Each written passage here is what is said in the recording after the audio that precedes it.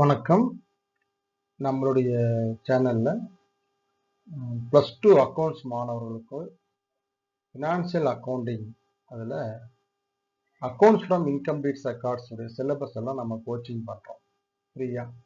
அந்த மாணவர்கள் பெனிஃபிட் அடைகிறதுக்காக இந்த லெசன் யாருக்கெல்லாம் பொருந்தும் அப்படின்னா, பிகாம் ஸ்டூடெண்ட்ஸ்க்கு பொருந்தும், பிபிஏ படிக்கிறவங்களுக்கு பொருந்தும், அதேமாரி சார்ட்டர்ட் அக்கௌண்டன்ட் சிஏ படிக்கிறவங்க, CMA cost and management accounting படிக்கிறவங்க, இவங்க எல்லாரும் இதை கேட்டு பயனடையலாம்.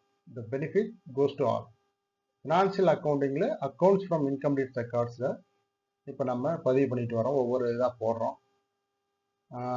டிகிரி படிக்கக்கூடிய மாணவர்களும் இதை இப்போ கேட்டு பயனடையலாம்.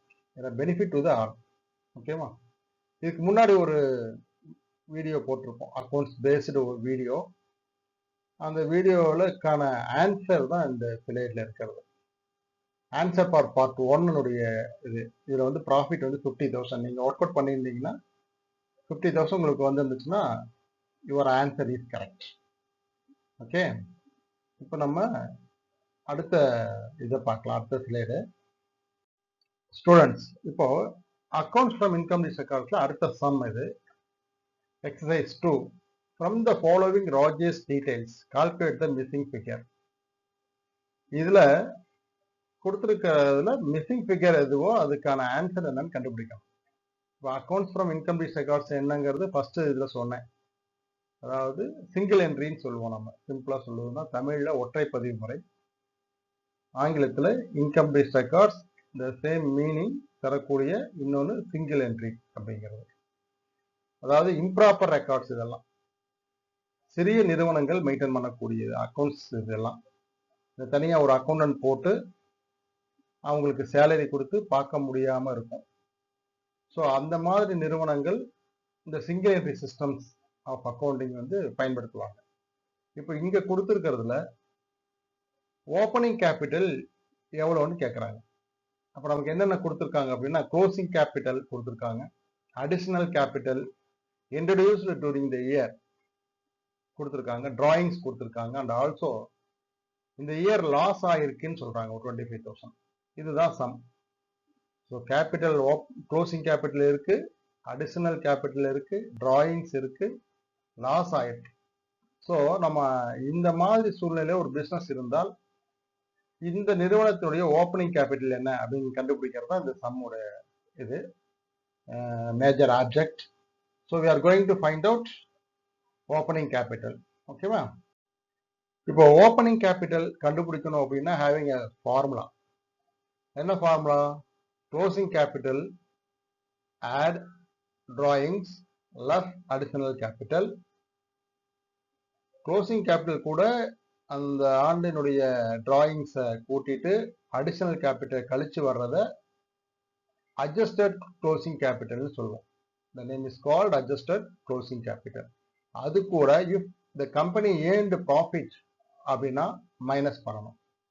R the company earned loss அப்படின்னா கூட்டிக்கணும். கூட்டிட்டா we will get opening capital. This is a formula.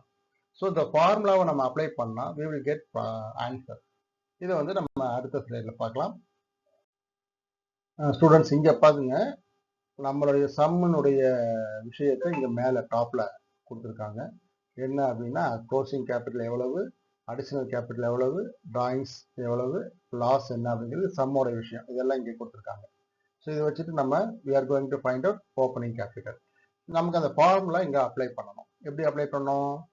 Closing capital first வந்து நம்ம எடுத்துக்கிறது. Closing capital how much? 80,000 rupees இங்கே எடுத்துட்டோம். தென் டிராயிங்ஸ் ஆட் பண்ணணும்.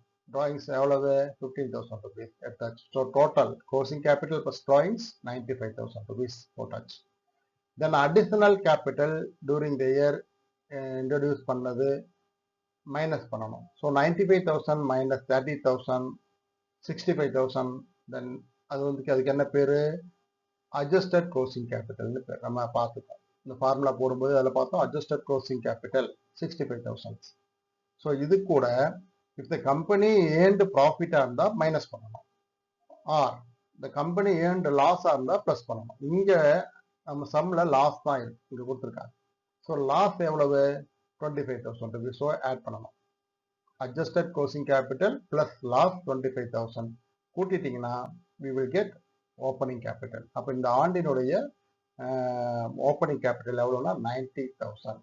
ஸோ கீழே ஒரு சின்ன நோட் கொடுத்துருக்காங்க. அட்ஜஸ்டட் க்ளோசிங் கேபிட்டல் ப்ராஃபிட்டாக இருந்தால் மைனஸ் பண்ணணும், லாஸாக இருந்தால் ப்ளஸ் பண்ணணும் அப்படிங்கிறத கான்செப்ட். இந்த ஃபார்முலா நல்லா பண்ணிக்கோங்க. ஸோ இந்த சம்முடைய சாரம் என்ன அப்படின்னா, மிஸ்ஸிங் ஃபிகர் கண்டுபிடிக்கிறது. இந்த சம்மில் எது மிஸ் ஆயிருந்துச்சுன்னா ஓப்பனிங் கேபிட்டல் மிஸ் ஆயிருந்துச்சு, அதை நாம் இப்போ கண்டுபிடிச்சிருக்கோம். ஸோ இந்த மாதிரி ஒவ்வொரு சம்மும் நீங்கள் ஒர்க் அவுட் பண்ணணும். ஸ்டூடெண்ட்ஸ், இது உங்களுக்கான work out exercise to find the answer. ஓகேவா? இதில் கொடுத்துருக்கக்கூடிய விஷயத்தை வச்சுட்டு நீங்கள் ஆன்சர் போட்டு கமெண்ட் பண்ணுங்கள். இதனுடைய ஆன்சரை வந்து நான் அடுத்த இதில் கொடுக்குறேன் உங்களுக்கு. ஓகேவா? வந்து நிறைய சம்ஸ் இந்த மாதிரி சின்ன சின்ன சம்ஸை ஒர்க் அவுட் பண்ணுங்கள். You will get 2 to 4 marks இந்த மாதிரி சம்ஸ் கிடைக்கும். பெனிஃபிட் அடையலாம். Okay, thank you.